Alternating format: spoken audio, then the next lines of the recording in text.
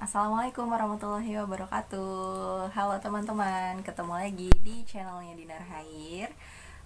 Kali ini kita balik lagi ke topik awal alias niat awal dimana saya bikin channel ini ya. Salah satunya adalah karena segmen ini, yaitu segmen ngobrol literasi.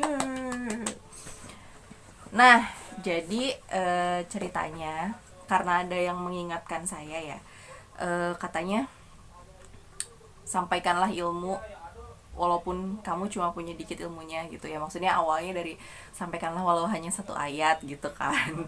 Terus karena orang ini apa ya, pengen saya buat nyampein apa yang saya tahu dari dunia literasi gitu. Terus saya bilang kan, kayaknya saya masih pemula banget gitu, belum pantas buat nyampein apa-apa di dunia literasi. Terus disampein balik sama orangnya kalau apa sedikit sedikit walaupun sedikit gitu yang kita punya ilmunya, tapi kalau misalnya memang itu bisa di share ya share lah gitu, walaupun cuma segitu-gitunya yang kita tahu gitu. Nah, jadi karena dari situlah gitu ya bermula, akhirnya terpikir untuk ya udah deh nggak apa-apa share buat teman-teman yang juga punya mimpi jadi seorang penulis dan pengen tahu gimana caranya menulis novel gitu ya, teknik dasar apa sih yang harus dikuasai dari menulis novel.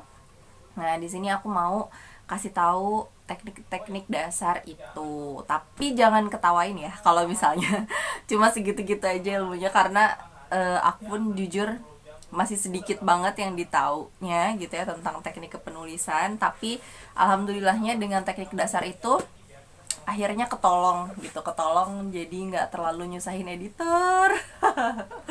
Jadi nggak terlalu nyusahin editor waktu proses editing gitu. Oke, dari dua novel ini gitu ya, kalau dari urusan teknik gitu ya, kalau dari urusan teknik dan tata cara kepenulisan yang baik dan benar, jauh lebih memuaskan yang ini buat aku pribadi ya, yang Diari Kirana Kejora. Karena ya ini buku kedua dan aku udah mulai belajar banyak gitu tentang tata cara menulis. Walaupun tetap aja sih pas udah dicek kata pembaca ada typonya kak dua gitu ya, tapi mungkin itu ke ini pas layout atau apa saya nggak tahu. Tapi dari dan ada kata yang ternyata tidak sesuai dengan PUEBI gitu ya, kayak harusnya khawatir KHA gitu yang sesuai dengan KBBI-nya, tapi ternyata aku tulis di sini kuatir gitu karena salah waktu lihat di aplikasi. Jadinya ada salah di situnya, terus ada beberapa lagi, tapi nggak masalah, tapi aku tetap puas gitu. Maksudnya dengan hasil buku kedua ini alhamdulillah jauh lebih memuaskan dari segi teknik kepenulisan daripada yang pertama, yang ini Hell or Hell.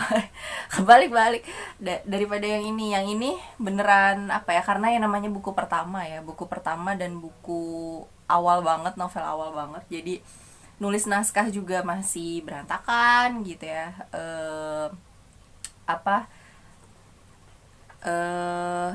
banyak yang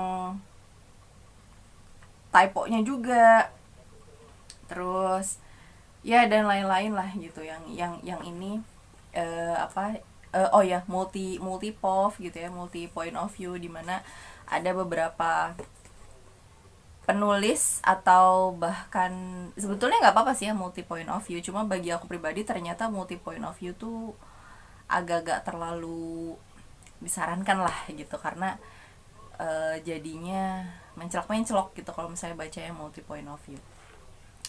Tapi that's okay kalau misalnya suka sama cerita yang dia emang kebuka banget ceritanya dari berbagai sisi gitu ya, dari point of view yang berbagai sisi, ya silahkan, berarti memang preferensinya sukanya yang seperti itu. Oke, kita mulai langsung aja ya. Starter pack. Starter pack awal menulis tuh kalian harus punya apa dulu?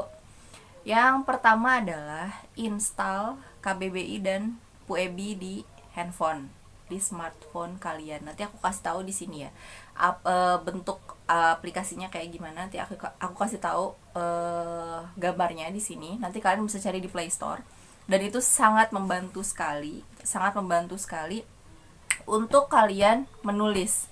yang mana yang harus kapital, yang mana yang harus dimiringin, yang mana yang harus tulisannya harus dikecilin, seperti apa penulisan dialog tag, seperti apa lagi ya, seperti apa penulisan elipsis dan lain-lain gitu. Itu tuh ada di situ yang bener-bener ngebuat aku sebagai penulis pemula ngerasa kebantu juga. Dengan praktisnya ya, di KBBI itu kita bisa masukin kata yang menurut kita itu nggak tahu artinya apa gitu, kita masukin aja katanya di situ, nanti aplikasinya bakal cariin artinya apa, dan bahkan bisa kasih tahu kalau misalnya kata itu nggak ada di KBBI gitu, terus dikasih tahu ini baku ini enggak gitu, yang ini dipakai yang ini enggak, jangan gitu. Nah itu kan ngebantu banget ya, dia tinggal ketik aja katanya di situ, nanti aku tunjukin ya di sebelah sini, ketik aja terus nanti tinggal search, nanti keluar kata-kata yang kata yang dimaksud, lalu keluar artinya, juga keluar baku apa tidaknya gitu. Dan itu sangat-sangat membantu sekali. Jadi teman-teman yang mau mulai menulis novel fiksi atau tulisan fiksi gitu ya, boleh banget. Yang nggak fiksi juga ya, kalau mau mulai nulis itu kayaknya harus ada ya di HP, karena penting buat kita buat cari tahu kira-kira ini katanya boleh dipakai atau tidak, dan cara penulisannya seperti apa. Itu lengkap di aplikasinya, di download ya. Nah lalu yang kedua adalah penulisan dialog tag. Ini juga dasar banget, tapi banyak sekali penulis yang kadang melupakan kaidah kepenulisan ini gitu ya. Ada satu penulis senior bahkan yang bilang materi dialog tag tuh materi anak TK katanya gitu. Mau jadi penulis tapi nggak tahu dialog tag tuh keterlaluan. Apa sih dialog tag? Dialog tag itu yang seperti ini contohnya ya. Kita buka Diari Kirana Kejora, oke? Kita cari dialog tag contoh.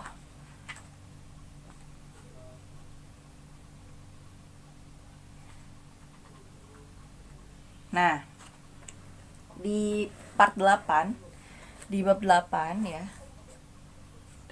ada dialognya Kirana. Ada dialognya Alisa atau Ica ya, tokoh ketiga di Diari Kirana Kejora, yang dia bilang gini, Ica maunya sama Mas Ryan, ucap gadis itu di tengah isakan. Nah itu dialog tag. Kenapa? Karena ada kata ucap. Kata ucap ditulisnya huruf pertamanya itu kecil, dan di akhir kalimat, nanti saya tulis di sini ya contoh kalimatnya biar gampang.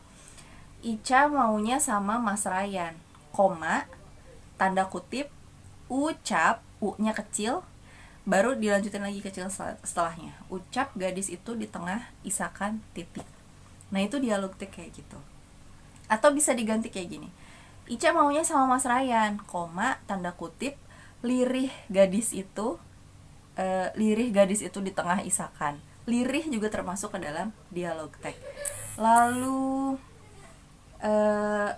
nah bedakan dengan yang ini ya, bedakan dengan kalimat di atasnya, dialog di atasnya. Udah Ca, jangan nangis terus.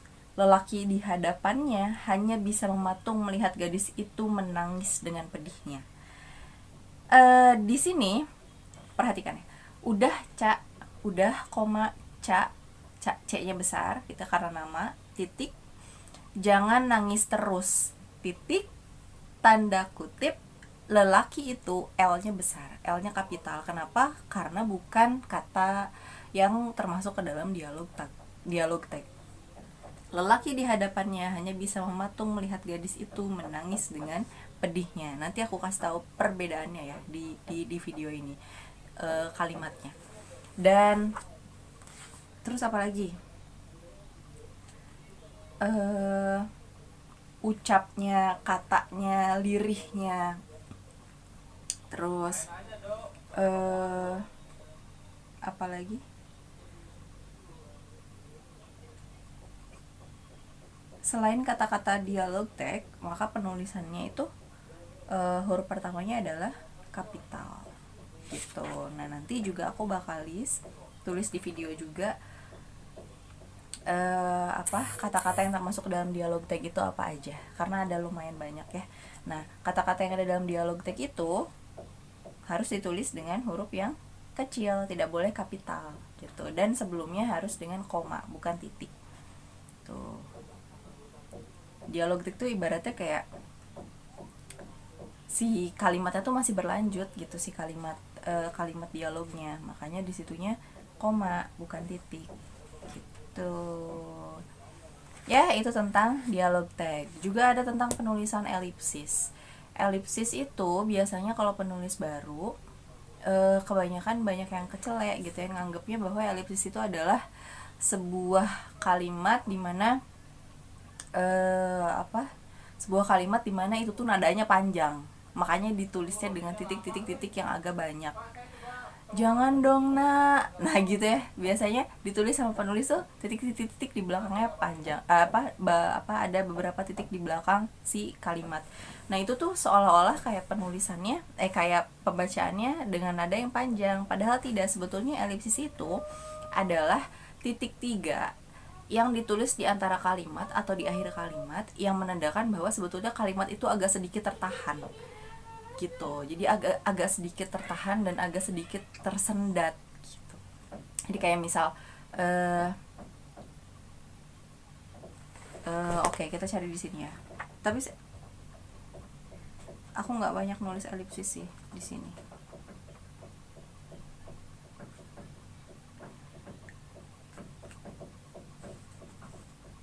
Wait. Nih. Ada satu kalimat ya. Ryan Adiputra jadi imam gue mau ya gitu. Jadi maksudnya tertahan gitu di situ tuh, ada yang tertahan dan ada yang kalimatnya tuh ngebuat ada penekanan di situ gitu. Ryan Adiputra jadi imam gue ya, nggak gitu sih bacanya, cuma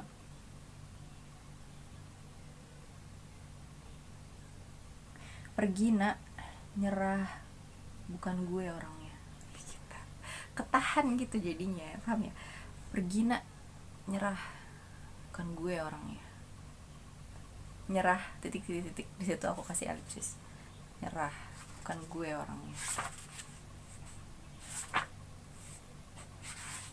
Jawab, oh iya nih, leukemia Yan. Jawab Kirana mantap. Jawabnya itu J-nya kecil, bukan kapital atau besar, dan sebelumnya adalah tanda koma gitu. Lalu apa lagi?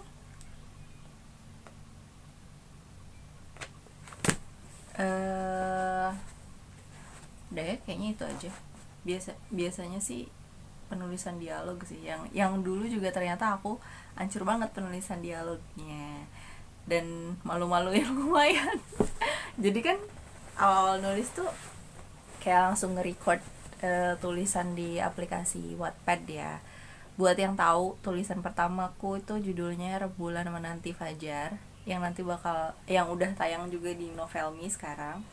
Juga di Wattpad itu dulu awal-awal banget tuh aku posting di situ. Itu belum belajar sama sekali tentang cara menulis kayak gimana, jadi masih kaku gitu, masih semuanya tuh narasinya masih tell bukan show. Bener-bener kayak perpindahan antara kalimat ke kalimat tuh nggak smooth aja gitu, nggak enak buat dibacanya. Dan setelah aku belajar gitu tentang cara nulis, oh my god, itu ketawa banget sih. Kayak kalimat dialog itu tuh tanda kutip dulu baru titik, coba. Tanda kutip dulu baru titik. Jadi kayak misal kalimat jangan gitu bulan, tanda kutip baru titik. Itu kan ngaco banget ya. Boro-boro tahu tentang dialog tag gitu.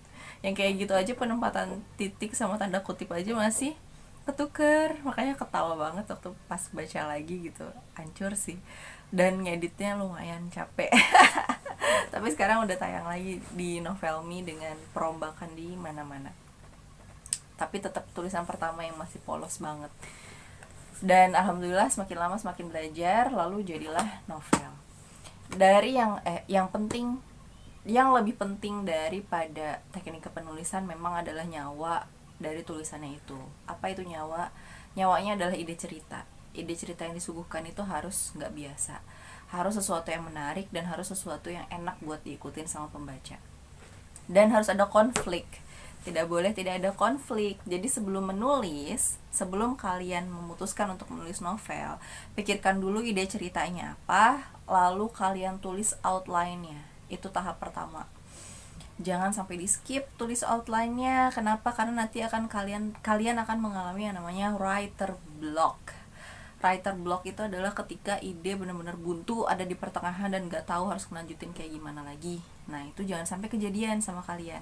Salah satu cara buat menghindari adanya writer block adalah dengan menulis outline. Itu menulis outline atau menulis kerangka ide ceritanya seperti apa dari awal sampai akhir. Dan aku biasanya nulis outline itu di buku yang bisa aku oret-oret sendiri. Aku punya bukunya dan ini bukunya lucu banget. Tunggu ya. Tada. Ini bukunya. Ini buku outline-nya Dinar yang belinya di Shopee. Tokonya lupa apa ya. Nanti dicantumin deh kalau misalnya ada yang mau beli juga gitu ya di toko itu. Nah, ini bukunya buku tulis biasa sebetulnya, tapi ini board ya.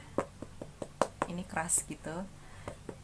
Nah, ini dalamnya aku coret-coret suka hati pakai kutex.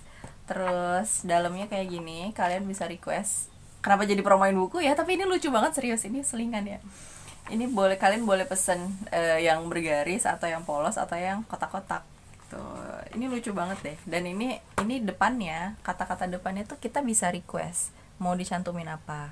Kalau di sini aku karena untuk ngingetin ketika nanti misal mulai melenceng lagi gitu ya niat dari menulisnya, di sini aku minta ditulisin menulislah untuk kebaikan bukan untuk ketenaran, Dinar Hair bawahnya. Jadi memang dari awal niat aku menulis memang bukan untuk tenar, tapi memang hanya untuk yaitu menyebarkan kebaikan aja yang aku tahu gitu. Nah, disinilah outline. Ini isinya rahasia ya, karena dari awal sampai akhir tuh kerangka cerita ditulis di sini. Dan biasanya aku bikin per poin. Satu cerita tuh outline ini biasanya bisa sampai 6 halaman, 7 halaman gitu, pokoknya sampai akhir. Yang kalian pikirin kejadian awal sampai akhir tuh semuanya ditulis per poin gitu. Jadi bakal kejadian ini, lalu ada kejadian ini lagi, lalu ada konflik ini, lalu ada konflik itu. Dan biasanya konflik pun aku bagi-bagi, kayak misal konflik pertengahan, konflik awalan, pertengahan, lalu konflik di akhir cerita. Kenapa? Karena ternyata ini sangat membantu banget di dua novelku yang ini gitu ya, di Heal or Hell sama di Diari Kirana Kejora. Ngebantu sekali yang namanya outline, karena pada pertengahan jalan bab, di pertengahan jalan misal di bab 11 apa bab 12 tuh biasanya suka ada yang namanya mandeg dan males dan gak tahu lagi ngembangin konflik kayak gimana. Nah, itu biasanya aku langsung buka outline, langsung buka buku, lalu aku baca lagi dengan baik kira-kira ini konflik mau dibawa kemana arahnya gitu. Tapi ini juga nggak jadi patokan pasti sih, ini cuma jadi kayak bayangan nanti tuh ceritanya bakalan kayak begini gitu. Tapi nanti di tengah jalan pasti nemuin ide yang jauh lebih bagus lagi ketika udah dirangkai gitu. Dan biasanya memang kemiripan dengan outline itu hanya sekitar 80% aja, atau sekitar 70% sampai 85% lah, nggak mirip-mirip banget sama yang namanya outline. Karena ya tadi gitu, di pertengahan jalan tuh pasti ada yang namanya pengembangan cerita, keidean lagi hal baru yang lebih menarik gitu. Tapi jadinya berkembang, bukan malah ngeblok gitu. Makanya penting banget buat kalian punya yang namanya buku khusus untuk oret-oret kalian, dan kalian menulis outline kalian. Beda-beda sih setiap penulis, ada yang nulis di notes langsung, ada yang nulis di laptop langsung. Cuma kan ribet ya, kalau aku lebih suka menulis dengan tangan gitu. Jadi aku tulis pakai tangan aja gitu di buku gitu, asik sendiri sampai selesai, baru nanti dikembangkan ketika di HP atau di laptop gitu. Itu doang sih sebetulnya ya, buat kalian yang mau nulis novel di langkah-langkah awal kalian, itu starter pack-nya ya. Jangan lupa buat sering-sering baca tentang materi kepenulisan lain. Tadi kan aku udah share tentang dialog teks, lalu juga share tentang elipsis juga tadi disinggung dikit, juga tentang ide cerita yang harus kalian rangkai dengan seapik mungkin. Terus nanti insya Allah kedepannya juga bakalan ada materi-materi lain yang jauh lebih menarik yang bakalan aku share di sini. Dan tadi jangan lupa ya, install juga aplikasi KBBI sama PUEB-nya, karena itu sangat ngebantu banget buat penulis baru, biar kalian tetap tetap bisa menulis dengan kaidah yang benar, karena tulisan rapih itu penting walaupun ide ceritanya hebat. Kenapa? Karena mata jadi nggak nyaman kalau misalnya tulisannya berantakan, iya nggak sih? Walaupun memang ada ya tulisan yang walaupun tulisannya berantakan tuh kita masih kuat gitu buat baca sampai akhir. Cuma kan lebih asik dan lebih enak dibaca kalau misalnya rapih, betah gitu, mata tuh nggak capek jadinya gitu ngelihat typo di mana-mana, ngelihat salah tanda baca, salah kapital di mana-mana, kan pusing gitu liatnya. Jadi mending kalian pelajari dulu hal-hal yang dasar, yang mana aja yang harus kapital, yang mana aja yang harus huruf kecil, yang mana aja yang harus di mana kalian menempatkan koma, di mana kalian menempatkan titik, dan juga bagaimana caranya menumbuhkan feel dalam tulisannya kalian. Ini adalah topik selanjutnya nanti di video yang selanjutnya. Jangan kemana-mana, yang betah sama channelnya Dinar. Gitu ya. Ya, gitu aja. Tunggu video selanjutnya tentang materi kepenulisan lain. Dadah. Assalamualaikum warahmatullahi wabarakatuh.